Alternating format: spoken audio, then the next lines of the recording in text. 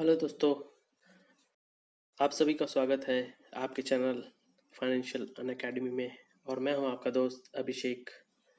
आज हम देखेंगे कि इसके पिछले वीडियो में मैंने आईटी सेक्टर के ऊपर जो रिसर्च रिपोर्ट आई थी उसके बारे में आपको बताया था। और अभी जो है हम इस बार जो है टीसीएस के रिपोर्ट के बारे में देखेंगे।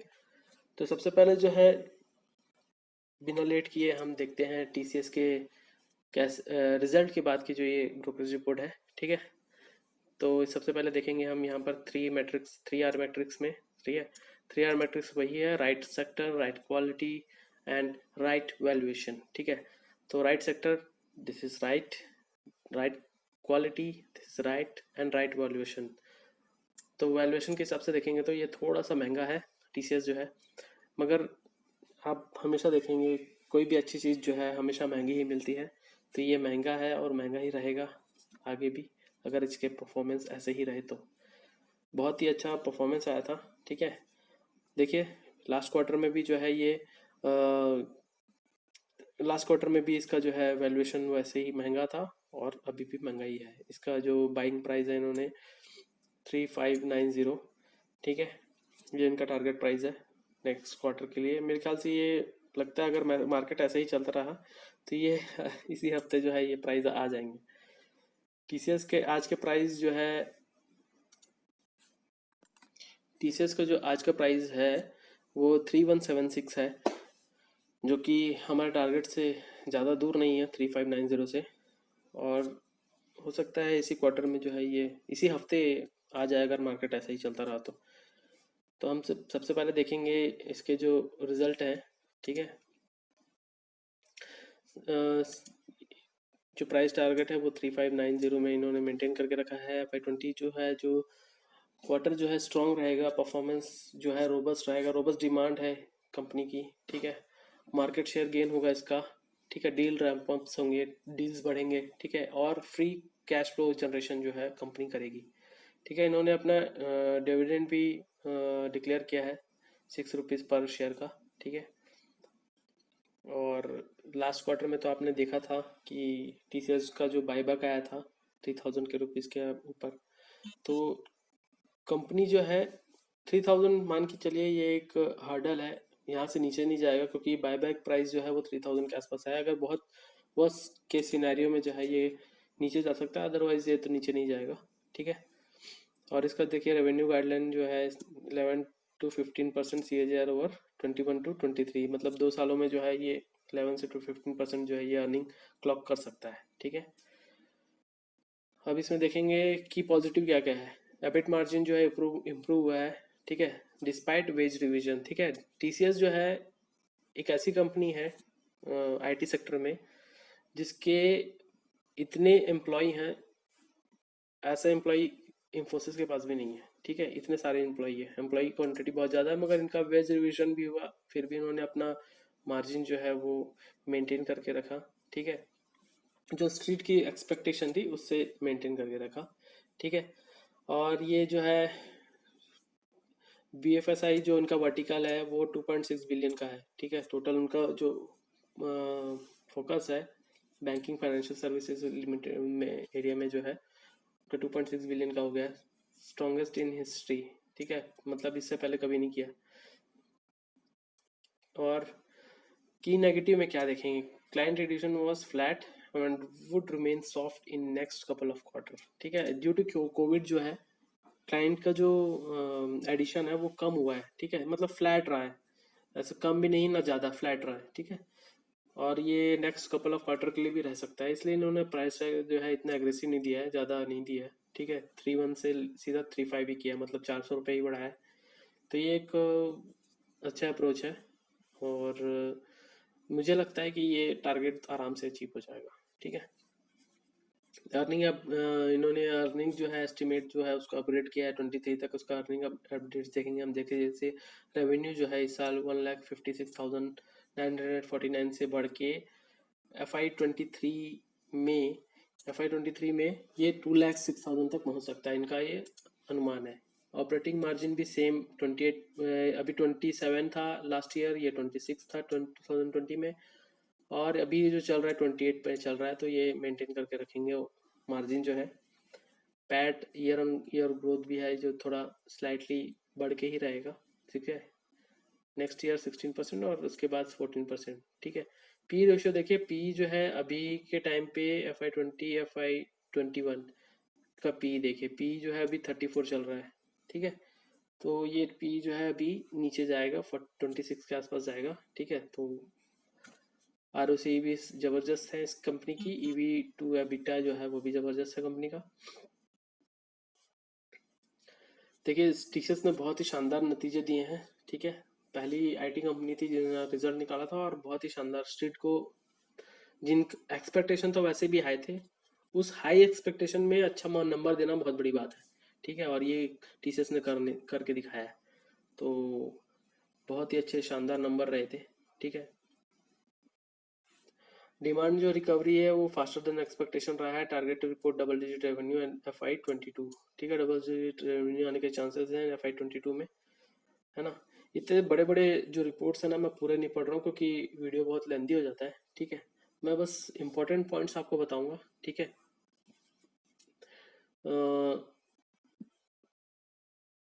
जो BFSI क्लाइंट है, ठीक है, would continue to provide huge opportunity to grow. जो BFSI सेगमेंट है उनका वो बहुत ही अच्छा चलेगा due to low cloud penetration level. देखिए अभी भी जो है बहुत सारी चीज़ें डिजिटलाइज नहीं हुई है, और ये आगे चल के होंगी, ठीक है। तो ये एक इनके लिए बेनिफिट है। Then significant investment in wealth management product, adoption of cloud among insurance client, ठीक है। अभी देखिए इंश्योरेंस जो बिजनेस है वो पूरी की तरह से जो है ऑफलाइन से ऑनलाइन हो रहा है, ठीक है। आजकल जो है इंश्योरेंस लोग ऑनलाइन ही ले रहे हैं, तो ये भी एक वर्टिकल इनके लिए खुला हुआ है, इंश्योरेंस बिजनेस जो है, ठीक है। और की results highlight from earning calls, तो best quarterly performance on many parameters, जैसे कि हमने पहले डिस्कस किया था, हर पैरामीटर में जो है इन्होंने बहुत अच्छा ग्रोथ दिखाया है, ठीक है। और BFSI वर्टिकल जो है इनका शानदार रहा है, ठीक है। अभी तक का सबसे हाईएस्ट रहा है, ठीक है। और net employ addition all time low, attrition rate, attrition rate जो रहता है ये मतलब कोई कंपनी से छोड़ के जा रहा है तो वो एट्रिशन रेट हम बोलते हैं उसको जाने का, ठीक है। और एम्प्लॉय एडिशन भी हुआ है। फिर broad based growth across vertical, सारे वर्टिकल में इन्होंने ग्रोथ दिखाया है, ठीक है। हेल्थ केयर हो गया, लाइफ साइंस, BFSI, मैन्युफैक्चरिंग, ठीक है, कम्युनिकेशन, मीडिया, रिटेल, है ना। ये सभी वर्टिकल में इन्होंने ग्रोथ दिखाया और बहुत ही अच्छा ग्रोथ दिखाया। Well rounded growth across market, ठीक है। नॉर्थ अमेरिका, UK, हम आगे देखेंगे उनका रेवेन्यू कहाँ कहाँ से आता है, ठीक है। North America, UK, continental Europe, ये इनका जो है ग्रोथ बहुत अच्छा रहा है, ठीक है। स्ट्रॉन्ग प्रोडक्ट और एंड प्लेटफॉर्म पोर्टफोलियो, इनका जो है स्ट्रॉन्ग प्रोडक्ट रहेगा, आगे भी जो है नए नए प्रोडक्ट्स इन लोग लाते रहेंगे, ठीक है। उसके बारे में इन्होंने बताया इसमें। Client metrics remain flattish and strong head count addition, इन्होंने जैसे मैं बताया था कि company staff count should stood in 4,69,000, मतलब ऑलमोस्ट 5 लाख के आसपास उन्होंने एडिशन किया, और 15,000 का एडिशन उन्होंने किया इस क्वार्टर पे, और ऑलमोस्ट उनके पास 4,69,000 एम्प्लॉय थे, ठीक है। इस हाल में मतलब इस कोविड जैसे टाइम पे उन्होंने जो एम्प्लॉय हायर किया है 15,000 ऊपर, तो बहुत ही काबिल तारीफ है ये, ठीक है। कैश जनरेशन रिमेन स्ट्रॉन्ग, जो इनका कैश जनरेशन है बहुत ही बेहतरीन है। फ्री कैश फ्लो जो है इनका देखिए 11,229 rupees, 29 crore, 28% year on year up हुआ ये, ठीक है। तो ये जो है इंटरिम डिविडेंड जो है 6 रुपीज़ का ये इन्होंने दिया है। Then secure borderless work places, जैसे कि सभी को पता है वर्क फ्रॉम होम चल रहा है, तो उनका जो है ये मॉडल जो है उनको मार्जिन एक्सपेंशन के लिए बहुत ही फायदेमंद हुआ है। मार्जिन एक्सपेंशन उन्होंने बहुत अच्छे से किया है, ठीक है। Then large deal win continue to remain strong, अगर बड़े जो डील्स हैं उनको मिलते हैं तो जो है कंपनी की स्थिति जो है मजबूत रहेगी। और ये retail vertical grow despite holiday season, ठीक है। रिटेल वर्टिकल भी जो है इनका बहुत अच्छा काम किया है, UK में, यूरोप में, US में, ठीक है। तो ये जो है बहुत अच्छा था। अब इनका देखिए रेवेन्यू, ठीक है। FI Q3 में 5702, Q3 FI20 में था 5586, और Q2 में था FI21 में 5424। मतलब क्वार्टर ऑन क्वार्टर देखेंगे या ईयर ऑन ईयर देखेंगे तो ग्रोथ आया ही है, ठीक है। ईयर ऑन ईयर ग्रोथ है 2.1% और क्वार्टर ऑन क्वार्टर ग्रोथ है 5.1%, ठीक है। EPS का भी ग्रोथ है इसमें, ठीक है। उसके बाद यहाँ पर देखेंगे ऑपरेशन, ठीक है, क्या क्या उनका कहाँ से कितना रेवेन्यू आता है। देखिए revenues from north America, Latin America. North America सबसे ज़्यादा इनका रेवेन्यू देता है 50% टोटल, ठीक है। टोटल कंट्रीब्यूशन 50% आता है इनका नॉर्थ अमेरिका से, मतलब यूएस से, ठीक है। 2857, ये यूएस एंड कनाडा दोनों होगा, ठीक है। तो 50% के आसपास आता है ग्रोथ, इस पे भी ग्रोथ है, ठीक है। लैटिन अमेरिका से देखिए, जो साउथ अमेरिका जिसको अपन बोलते हैं, ठीक है, वहाँ से 108। यूके से देखिए सेकंड नंबर पे है यूके 907, थर्ड नंबर पे यूरोप 805, ठीक है। और इंडिया देखिए 325 करोड़, मतलब ये सब डॉलर्स में है, ठीक है। इनको मतलब ये 325 मिलियन डॉलर, ठीक है। तो ये डॉलर को अगर रुपीस में कन्वर्ट करेंगे तो ये भी करोड़ में है, मगर अब कंपेयर करेंगे अमेरिका से और इंडिया को तो बहुत ही कम है, ठीक है। ऑलमोस्ट यहाँ पर 10 गुना इन लोग कमा रहे हैं यहाँ पर अमेरिका में इंडिया से। इनका सेक्टर देखेंगे, BFSI सबसे लार्जेस्ट सेक्टर है, 1751 मिलियन वहाँ से आ रहा है। देन उसके बाद है retail sector 867, communication, then manufacturing sector, है ना। और यहाँ पर आता है रीजनल मार्केट एंड अदर्स, इसमें है इनका 1169।